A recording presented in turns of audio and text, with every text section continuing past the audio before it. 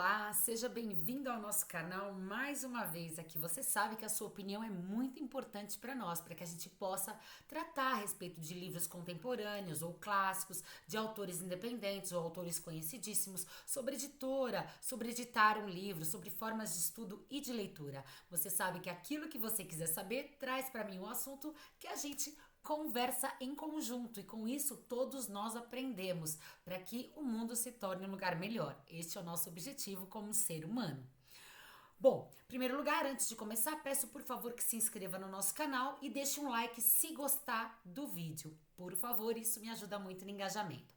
Sem mais delongas, hoje nós vamos tratar de Operação Cavalo de Troia, de JJ Benítez. Ele é um espanhol, então seria J Benítez, ou Benítez.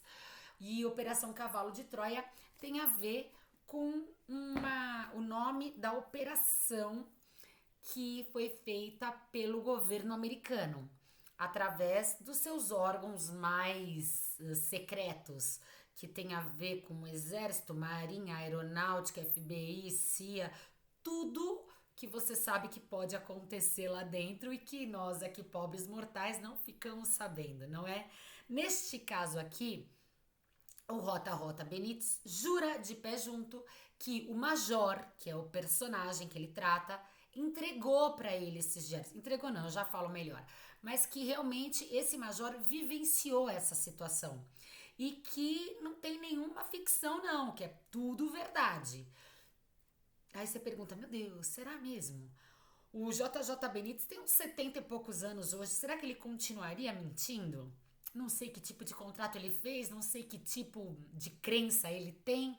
É bom pra gente ler, é bom pra gente ter conhecimento e vai muito da sua fé, daquilo que você acredita ou não. Esse livro aqui foi indicado por um amigo, ele é dele, inclusive isso aqui eu tenho que devolver, tô demorando pra devolver. Por quê? Vou explicar. Este livro aqui, ele começa muito bem. Começa com o J. Benítez, que ele não diz o nome dele aqui. Ele é um escritor, ele escreveu sobre o enviado, se eu não me engano, e o major, que faz parte dessa operação, leu este texto do escritor aqui do livro. E aí ele se encontra com o escritor umas 2 ou 3 vezes, esse major, antes dele falecer. Só que ele diz que tem algo para esse escritor. Só que ele não entrega. Ele tem que merecer receber todas as informações que ele terá. Ou seja, ele faz tipo uma espécie de jogo, de gincana, de... Como é que chama quando faz assim... Ai, tem um nome, tá aqui na ponta da minha língua, mas eu esqueci. Quando pra você ir adivinhando até você chegar onde você tem que chegar pra você descobrir. Ai, veio de novo e foi embora. Bom, mas vamos lá. Aí ele descobre o diário do Major e transforma no cavalo de Troia. Para que vocês tenham noção, os Estados Unidos tinham inventado a máquina do tempo. E eles tinham 3 lugares para ir. Ou para a guerra do próprio Estados Unidos, lá atrás, de independência, ou quando Cristóvão Colombo partiu em direção às Américas, ou então para a época de Cristo. Virou, mexeu, eles caíram no ano 30 depois de Cristo. Com isso, o Major, já falecido no livro, escreve tudo aquilo que o escritor, o J. Benítez, traduz aqui pra gente. Nós temos que ver que esse livro é da década de 80. Então, tudo aquilo que a gente hoje considera muito normal, na época de 80 não era tão normal assim. Nem internet existia. Você imagina essas descobertas para construir uma máquina do tempo.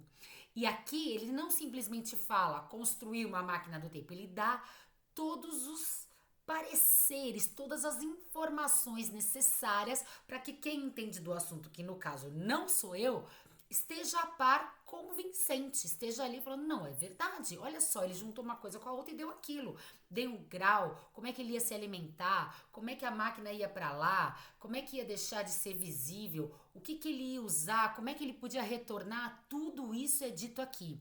E vou te dizer, para mim ficou um pouco cansativo isso.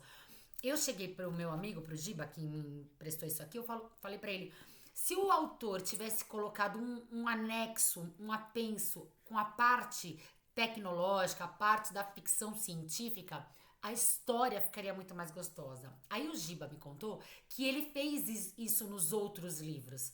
Eu não cheguei a ler ainda.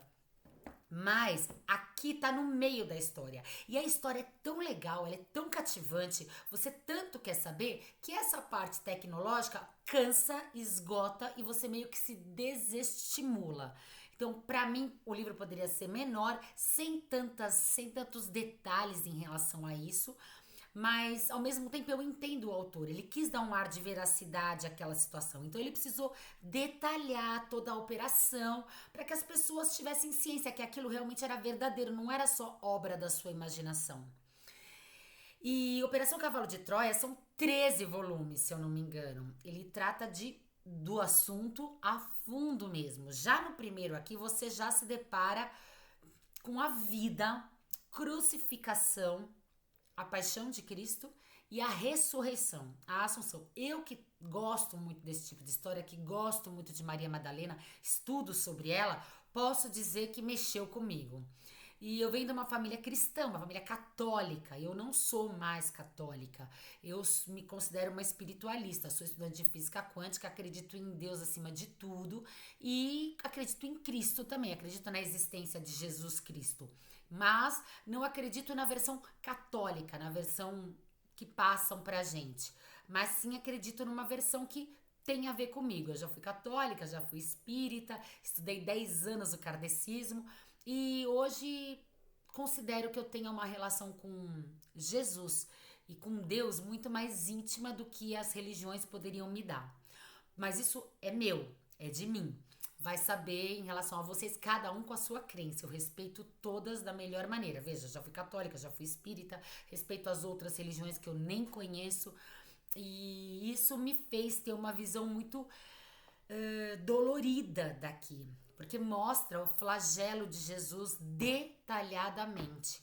Mostra tudo que ele sofreu, mostra ao mesmo tempo a bondade que ele tinha no olhar, a performance dele, a performance não na forma que eu tô dizendo, performance do jeito dissimulado, não, como ele atuava mesmo, como era a verdadeira pessoa dele, a bondade que ele tinha, o entender dele muito acima do normal, muito fora da realidade. E uma das coisas que ele diz aqui, que era uma coisa que eu pensava, sempre pensei, principalmente em relação a Maria Madalena, era da limitação intelectual de Pedro. São Pedro, aquele que fundou a igreja, que é tido pelos católicos como uma pessoa muito querida por Jesus. Não que não fosse, mas Jesus sabia da limitação intelectual dele. Isso é um demérito?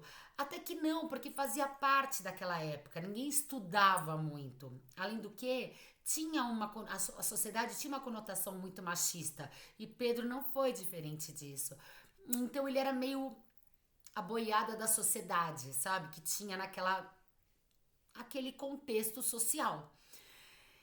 E esse livro foi o único que me deu essa, é verdade aquilo que você pensava, porque eu só pensava, eu não externava essa minha opinião, porque eu achava que iam ferir suscetibilidades. Eu ia causar algum desconforto e não era essa a minha intenção, nem tenho porquê. Mas aí o Rota Benítez, ou o Major no caso, que foi quem fez o diário, assinalou isso e foi uma parte que eu guardei. Se você procurar na internet, você vai ver que não tem muitos casos, muitos vídeos sobre o cavalo de Troia, porque é muito complexo, é muito intenso. Há de quem acredite e quem não acredite. Há quem ache o livro uma delícia, leia para sempre. Há quem ache que tenha que ser livro de cabeceira para você ter sempre que ler um trechinho. E há quem ache como eu, acha um livro bom, mas muito cansativo. Demanda muito seu tempo, uma coisa que eu não tenho muito.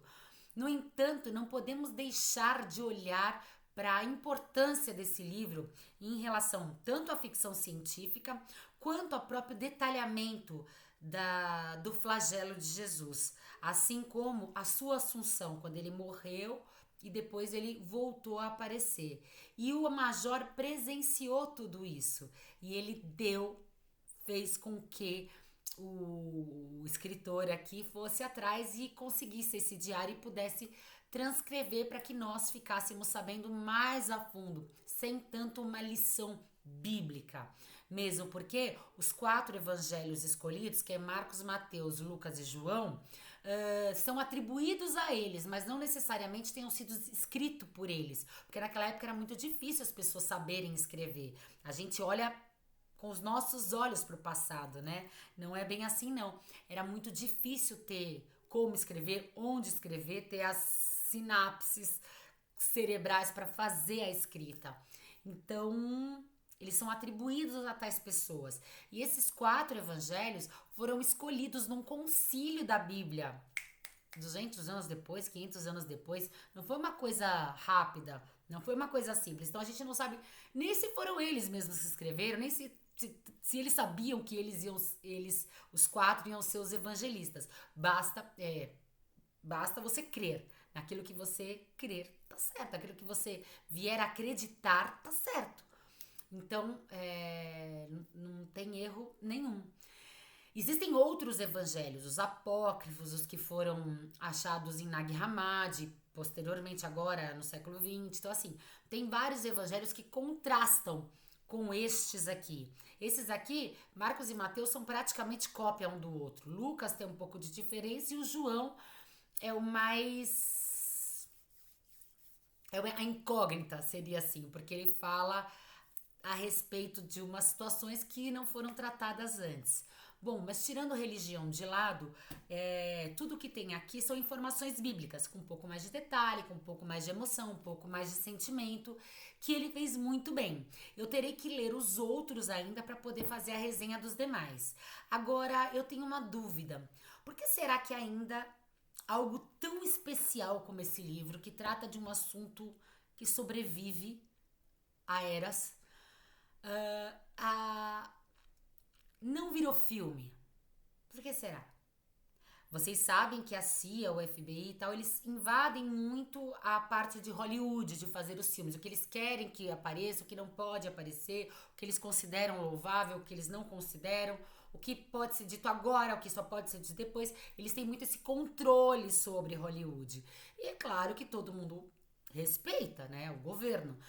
E eu questiono por que não foi feito um filme ainda? Tem base e muita base para se fazer um filme bem legal. Tem filmes feitos aí que são bem piores, sobre temas muito mais superficiais ou supérfluos, que não precisavam nem ter virado filme. Agora, esse aqui, que tem uma história maravilhosa para ser contada, não foi. Não sei se é porque o Rota Benítez vende os direitos autorais ou não por um preço muito alto, ou ainda não autoriza qualquer tipo de modificação, de adaptação, ou se ainda não querem que saibam dessa situação aqui.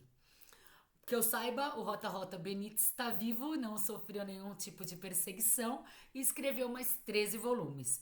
Bom, essa é a minha resenha sobre o livro. Se você quer ler, leia, a história é muito boa, mas saiba que se você não é fã de ficção científica, de coisas tecnológicas, de detalhes, de números, de como se alimenta, como faz, não sei o quê, vai te cansar um pouquinho nessa parte. Aí você dá uma puladinha, dá uma passadinha de olho, não precisa ir a fundo, não.